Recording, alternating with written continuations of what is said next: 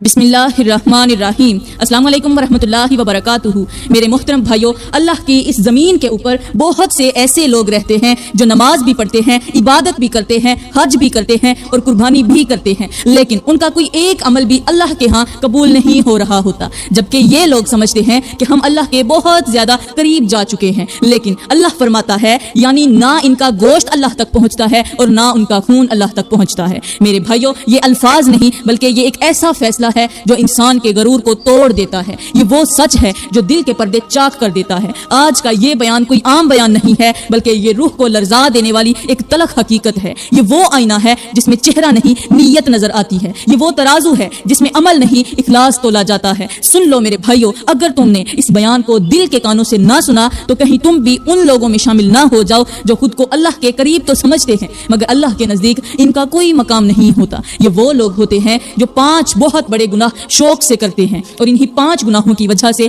इनका कोई भी अमल कबूल नहीं होता। आप सोच रहे होंगे कि ये कैसे हो सकता है कि किसी एक गुनाह की वजह से किसी की बड़ी से बड़ी इबादत जाया कैसे हो सकती है। तो यहाँ पर मैं आपको एक मिसाल देती हूँ। आपके पास पानी का एक गिलास हो, उसके अंदर अगर एक कतरा जहर डाल दिया जाए, एक बहुत बड़ा पानी का गिलास भरा हुआ है लेकिन उस भरे हुए गिलास के अंदर एक कतरा भी जहर का डाल दिया जाए तो क्या वो पानी पीने के काबिल रहेगा? हरगिज नहीं। जहर के एक कतरे ने पूरे गिलास के पानी को जहर बना दिया। चाहे पानी कितना ही साफ क्यों ना हो, एक कतरा सब कुछ बर्बाद कर देता है। बिल्कुल इसी तरह तुम्हारी इबादतें हैं। अगर इनके अंदर 5 गुनाहों में से कोई एक गुनाह भी आ जाए तो ये एक खराबी तुम्हारी सारी इबादत को जाया कर सकती है। अल्लाह ताला कुरान पाक में इरशाद फरमाता है, या अय्युहल्लज़ीना आमनू ला तुब्तिलू सदाकातिकुम बिलमन्ना वला अज़ा, यानी ए ईमान वालों, अपने सदके को एहसान जताकर और तकलीफ देकर जाया ना करो। मेरे भाइयों, यहाँ पर गौर करने वाली बात है कि सदका क्या है? एक बहुत बड़ा नेक अमल, मगर अल्लाह खुद फरमा रहा है कि अगर तुमने इसके साथ एहसान जताया या किसी को तकलीफ दी तो सदके जैसा नेक अमल भी जाया हो सकता है। यानी एक गुनाह आया और सब कुछ बहा कर ले गया। मेरे भाइयों, अब बात तो बिल्कुल वाज़ेह हो गई।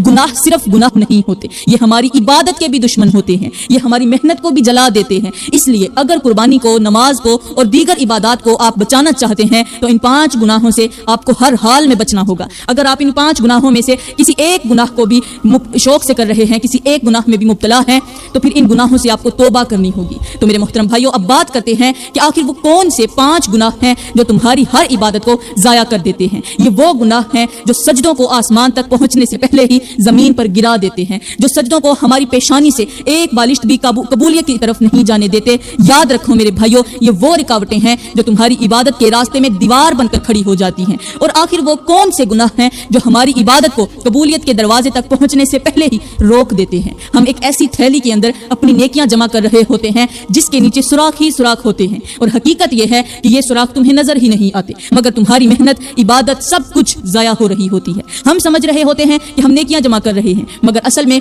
सब कुछ हाथ से निकल रहा होता है और हमें खबर ही नहीं होती। यही वो धोखा है जो इंसान को बर्बादी के किनारे तक ले जाता है। हम नमाज पढ़ते हैं, रोजे रखते हैं, सदका देते हैं, कुर्बानी करते हैं, लेकिन साथ साथ ऐसे गुनाह भी करते जाते हैं जो इन तमाम इबादत को खोखला कर देते हैं। और मेरे भाइयों, जब बुनियाद ही खोखली हो जाए तो इमारत हमेशा के लिए कायम नहीं रहती। वो गुनाह जो दिल को सयाह कर देते हैं, वो गुनाह जो नीयत को खराब कर देते हैं, वो गुनाह जो अल्लाह के दरबार में हमारी इबादत को रोक देते हैं, उन 5 गुनाहों में से पहला गुनाह है किसी का दिल तोड़ना, बातों बातों पर किसी के दिल को जख्मी कर देना। मेरे भाइयों, ये वो दर्द है जो जिस्म पर नहीं लगता लेकिन रूह के अंदर उतरकर इंसान को खोखला जरूर कर देता है। कोई और जख्म होंगे जो आसानी से भर जाते होंगे, लेकिन दिल का जख्म आसानी से नहीं भरता। इंसान हंसता भी है, बोलता भी है, मगर उसके अंदर एक खामोश कब्र बन चुकी होती है। ये वो कैफियत होती है जिसमें इंसान जिंदा तो रहता है लेकिन जीना भूल जाता है। ये वो हाल है जिसमें आंखें तो खुश्क रहती हैं मगर दिल मुसलसल रोता ही रहता है। जब कोई आपको दुख दे तो सब्र कर लेना, जब कोई आपकी खामोशी का मजाक उड़ाए तो सब्र कर लेना, जब कोई आपकी नरमी को कमजोरी समझे तो सब्र कर लेना,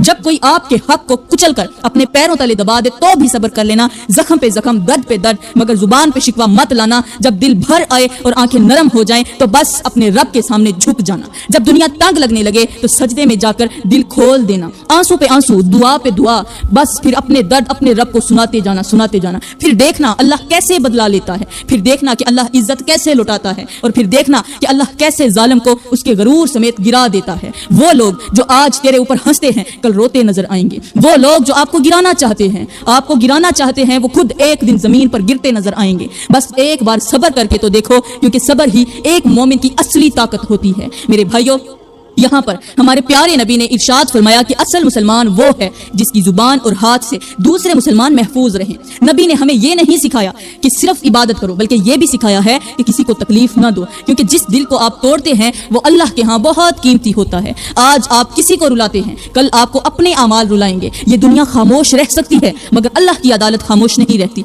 इसलिए अपने अल्फाज को संभालो, अपने रवैये को ठीक करो और अपने दिल को नरम करो, क्योंकि असल कामयाबी यही है कि आपकी वजह से कोई ना रोए। मेरे भाइयों, अब आप जान चुके होंगे कि पहला गुनाह कितना बड़ा खतरनाक गुनाह है। तो अब बात करते हैं दूसरे गुनाह की, और वो है शराब पीकर किसी की बहन या बेटी पर गलत नजर रखना और फिर उसी हालत में कुर्बानी करना, इसी हालत में कोई भी अच्छा अमल करना। ऐसे अमल को अल्लाह ताला इंसान के मुंह पर मार कर रख देता है और साथ ही कहता है कि पहले अपने आप को संभालो, पहले अपनी नीयत को साफ करो, फिर मेरे दरबार में आओ। मेरे भाइयों, ये वो हालत है जहां इंसान खुद को धोखा दे रहा होता है। एक तरफ गुनाह में डूबा हुआ और दूसरी तरफ इबादत का दावा, एक तरफ आंखों में हराम और दूसरी तरफ हाथों में तस्बीह। ये वो तजाद है जो इंसान के अमल को खोखला कर देता है। एक लम्हे की मस्ती और पूरी जिंदगी की बर्बादी, एक गलत नजर और सारी इबादत पर पानी, एक गंदी नीयत और हर नेकी बेवजन। मेरे भाइयों, जब दिल के अंदर गंदगी हो तो सजदे की मिठास खत्म हो जाती है। जब नजर पाक ना हो तो इबादत का नूर बाकी नहीं रहता। ये वो हकीकत है जो इंसान को समझनी पड़ेगी। अल्लाह के दरबार में वही अमल कबूल होता है जिसके पीछे पाक दिल और साफ नीयत हो। यहाँ पर मैं आपको मजीद समझाने के लिए हजरत इब्राहीम अलैहिस्सलाम की जिंदगी की तरफ ले चलती हूँ। मेरे भाइयों, जरा वो मंजर तसव्वुर करें, सोचें, जब बाप अपने बेटे को अल्लाह के हुक्म पर कुर्बान करने के लिए अपने साथ लेकर जा रहा है। ना दिल में दिखावा है, ना जुबान पर शिकायत, ना नजर में लग्जिश, सिर्फ एक ही जज्बा, अल्लाह की रजा।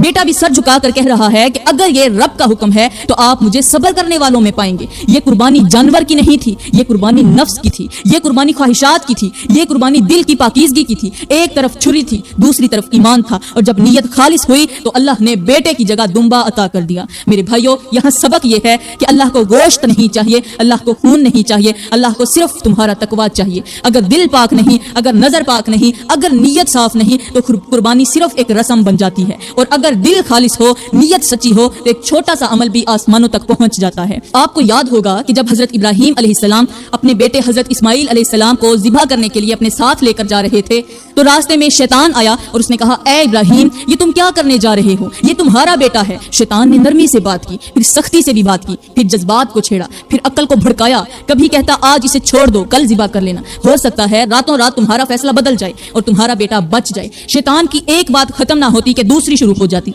एक वार ना रुकता था, दूसरा वार शुरू हो जाता। मगर हजरत इब्राहीम अलैहिस्सलाम का एक ही जवाब था कि जो रब का हुक्म है वही मेरे लिए दुनिया और आखिरत की भलाई है। यही शैतान हजरत इस्माइल अलैहिस्सलाम के पास गया, उसे भी यही बातें की। हजरत इस्माइल अलैहिस्सलाम ने शैतान को ऐसा जवाब दिया कि पूरी इंसानियत के लिए सबक बन गया। हजरत इस्माइल अलैहिस्सलाम ने कहा, अगर ये मेरे रब का हुक्म है तो फिर मेरी जान भी जाए तो सौदा महंगा नहीं है, रब की रजा मिल जाए तो खसारा नहीं है। ऐ शैतान, तू डराता है मौत से और मुझे मिल रही है अल्लाह की रजा की दौलत। एक तरफ तेरी बात है, दूसरी तरफ मेरे रब का हुक्म है और मैंने फैसला कर लिया है। डरा वो करते हैं जिनके दिल खाली हों, मेरा दिल तो रब के यकीन से भरा हुआ है। तू कहता है जिंदगी बचा लो, मैं कहता हूँ ईमान बचा लूं। तू कहता है पीछे हट जाओ, मैं कहता हूँ आगे बढ़ जाऊं। जहां एक सांस की जिंदगी छोड़कर हमेशा की रजा मिल रही हो वहां सौदा सोच कर नहीं किया जाता। ये जान मेरा सरमाया नहीं है, ये मेरे रब की अमानत है। ऐ शैतान, तेरा हर लफ्ज कमजोर है क्योंकि मेरा यकीन मजबूत है। आज अगर कदम रुक गया तो कल ईमान गिर जाएगा और मैं ईमान को गिरने नहीं दूंगा। वो शैतान जो कल इस्माइल के सामने हार गया था, आज वही शैतान हम सब के सामने जीत रहा है। कल ईमान जीता था, आज नफ्स जीत रहा है। कल एक बच्चे ने छुरी के सामने सर झुका दिया था, आज बड़े बड़े लोग ख्वाहिश के सामने हथियार डाल देते हैं। एक तरफ रब का हुक्म था तो सर कटने को तैयार था, आज एक तरफ गुनाह है तो दिल झुकने को भी तैयार नहीं। आज शराबें पानी की तरह पी जा रही हैं और अक्ल को अपने ही हाथों से डुबोया जा रहा है। आज निगाहें काबू में नहीं, नजरें भटक रही हैं। आज गरीबों की बेटियों को इज्जतों से खेला जा रहा है, बेटियों की इज्जत ही नहीं रही और जुबानें खामोश हैं, ज़मीर सोए हुए हैं। एक तरफ नामूस के नारे, दूसरी तरफ नामूस की नीलामी। ये कैसा शोर है, ये कैसी खामोशी है। तो मेरे भाइयों, अब बात करते हैं तीसरे गुनाह की जो इंसान की इबादत को जड़ से हिला देता है, और वो है वालिदैन को दुख देना, वालिदैन को तकलीफ देना, वालिदैन पर जुल्म करना, वालिदैन को दर्द देना। अब सवाल ये पैदा होता है कि आखिर वालिदैन को दुख देने से इबादत कबूल क्यों नहीं होती। तो मेरे भाइयों, बात सीधी है और बहुत गहरी भी है। کیونکہ جس رب کی عبادت کی جا رہی ہے اسی رب نے والدین کے حقوق کو اپنی عبادت کے ساتھ جوڑا ہے۔ قرآن پاک میں اللہ نے اپنے حق کے فوراً بعد والدین کے ساتھ حسن سلوک کا حکم دیا ہے۔ اس کا مطلب یہ ہے کہ جو شخص والدین کو راضی نہیں رکھتا وہ اللہ کی رضا کے دروازے پر کھڑا ہو ہی نہیں سکتا۔ ایک طرف سجدہ ہو رہا ہے، دوسری طرف ماں کا دل ٹوٹ رہا ہے، ایک طرف تسبیح چل رہی ہے، دوسری طرف باپ کی آنکھیں نرم ہو رہی ہیں، یہ کیسی قربانی ہے، یہ کیسی عبادت ہے؟ یہ وہ تضاد ہے جو انسان کے عمل کو اوپر جانے ہی نہیں دیتا۔ میرے کریم نبی نے فرمایا کہ اللہ کی رضا والدین کی رضا میں ہے اور اللہ کی ناراضگی والدین کی ناراضگی میں ہے۔ آپ تھوڑی دیر کے لیے سوچیں، اگر والدین ناراض ہیں تو اللہ کیسے راضی ہوگا؟ اگر ماں رو رہی ہے تو سجدہ کیسے قبول ہوگا؟ اگر باپ دل میں دکھ لیے بیٹھا ہے تو قربانی کیسے اوپر جائے گی؟ تو میرے بھائیوں، کبھی بھی اپنے والدین کو دکھ مت دینا، درد مت دینا، ورنہ یاد رکھنا تمہاری نماز تو کیا، قربانی تو کیا، کوئی بھی عبادت قبول نہیں ہوگی۔ تو میرے بھائیوں، اب بات کرتے ہیں چوتھے گناہ کے بارے میں کہ چوتھا گناہ کون سا ہے جس کے کرنے سے انسان کی کوئی بھی عبادت قبول نہیں ہوتی تب تک جب تک انسان سچے دل سے توبہ نہیں کر لیتا، اور وہ گناہ ہے دکھاوا کرنا، ریاکاری کرنا، یعنی کہ ایک طرف پیشانی سجدے میں ہوتی ہے مگر دوسری طرف دل لوگوں کی طرف لگا ہوتا ہے۔ اگر سجدہ کیا تو وہ اس نیت سے کہ لوگ کہیں گے واہ کیا عبادت گار ہے۔ ایک طرف زبان اللہ کا ذکر کر رہی ہوتی ہے مگر دوسری طرف نیت لوگوں کی واہ واہ سننے کے لیے ہوتی ہے۔ میرے بھائیوں، یہی وہ رکھا پن ہے جو عبادت کو کھوکھلا کر دیتا ہے، خالی کر دیتا ہے، عبادت کو ضائع کر دیتا ہے۔ یہی وہ اندرونی خرابی ہے جو انسان کے اچھے اعمال کو اوپر جانے ہی نہیں دیتی۔ انسان کی عبادت قبول ہونا تو جہاں رہ گئی، اس کے سر سے ایک بالشت بھی اوپر نہیں جاتی۔ انسان سمجھتا ہے کہ میں عبادت کر رہا ہوں مگر حقیقت میں وہ لوگوں کو دکھا رہا ہوتا ہے۔ ایک طرف ہاتھ دعا کے لیے اٹھتے ہیں مگر دل یہ چاہتا ہے کہ لوگ مجھے دیکھیں، لوگ مجھے سراہیں۔ ایک طرف صدقہ دیا جا رہا ہوتا ہے مگر نیت یہ ہوتی ہے کہ نام ہو، شہرت ہو، تعریف ہو، اور یہی وہ لمحہ ہوتا ہے جہاں عمل کا وزن ختم ہو جاتا ہے۔ تو میرے بھائیوں، اب بات کرتے ہیں پانچویں گناہ کے بارے میں کہ آخر وہ پانچواں گناہ کون سا ہے جس کے کرنے سے انسان کا کوئی بھی عمل قبولیت کے دروازے تک نہیں پہنچتا، اور وہ گناہ ہے شرک کرنا۔ میرے بھائیوں، شرک ایک ایسا گناہ ہے جو انسان کی ساری عبادتوں کو جڑ سے کاٹ دیتا ہے۔ یہ وہ غلطی ہے جس میں انسان اللہ کے ساتھ کسی اور کو شامل کر لیتا ہے۔ ایک طرف زبان سے اللہ کا نام لیا جا رہا ہوتا ہے مگر دوسری طرف دل کسی اور کے سہارے پر لگا ہوتا ہے۔ ایک طرف دعا اللہ سے مانگی جا رہی ہوتی ہے مگر دوسری طرف امید کسی مخلوق سے باندھی جا رہی ہوتی ہے۔ یہی وہ جگہ ہے جہاں توحید ٹوٹتی ہے اور عبادت بکھر جاتی ہے۔ میرے بھائیوں، شرک ایک ایسا گناہ ہے جو اگر توبہ کے بغیر رہ جائے تو باقی سب نیکیاں بے اثر ہو جاتی ہیں۔ انسان جتنا بھی عبادت کر لے، جتنے بھی سجدے کرے، اگر اس کے عقیدے میں خرابی آ گئی تو وہ سب کچھ ضائع ہو سکتا ہے۔ میرا اللہ فرماتا ہے کہ تم زمین سے لے کر آسمان تک جتنے گناہ کر لو، تم درختوں کے پتوں کے برابر گناہ کر لو، میں تمہیں معاف کر دوں گا۔ تم جتنے زمین پر ریت کے ذرے ہیں ان کے برابر گناہ کر لو، میں پھر بھی تمہیں معاف کر دوں گا۔ تم سمندر میں پانی کے ایک ایک قطرے کے برابر گناہ کر لو، میں رب پھر بھی تمہیں معاف کر دوں گا۔ لیکن یاد رکھنا، ایک گناہ ایسا ہے جو تمہارا کبھی معاف نہیں ہوگا، وہ گناہ ہے شرک کرنا، اللہ کے ساتھ کسی دوسرے کو شریک ٹھہرانا، کسی دوسرے سے مدد مانگنا۔ یہ شرک والا گناہ ایسا ہے جو اللہ تعالیٰ کبھی معاف نہیں کرے گا۔ اس لیے ضروری ہے کہ انسان اپنے دل کو صاف کر کے صرف اللہ کے لیے خالص کرے، اپنے یقین کو مضبوط کرے اور ہر امید، ہر خوف، ہر دعا صرف اللہ سے وابستہ کرے۔ یاد رکھو، عبادت کی بنیاد ہی توحید ہے۔ اگر بنیاد کمزور ہو جائے تو عمارت کھڑی نہیں رہ سکتی۔ اس لیے اپنے عقیدے کو بچاؤ، اپنے دل کو صاف رکھو تاکہ تمہاری عبادت بھی قبول ہو اور تمہاری زندگی بھی کامیاب ہو سکے۔ تو میرے بھائیوں، خدارا اگر آپ بھی ان 5 گناہوں میں شامل ہیں تو براہ کرم ان 5 گناہوں سے جلد از جلد توبہ کر لو۔ اگر ایک بھی گناہ کر رہے ہو اس سے بھی جلد بچ جاؤ، نہیں تو یہ گناہ تمہاری نیکیوں کو اس طرح کھائیں گے جس طرح آگ لکڑیوں کو کھاتی ہے، جس طرح دیمک لکڑی کو کھا جاتی ہے۔ آج ایک گناہ چھوٹا لگتا ہے، کل یہی گناہ زندگی بھر پر بھاری پڑ جائے گا۔ آج دل سمجھوتا کر لے گا، کل یہی دل بوجھ سے دب جائے گا۔ آج انسان ہنستے ہوئے گناہ کرتا ہے، کل وہی گناہ سے روتے ہوئے یاد آئے گا۔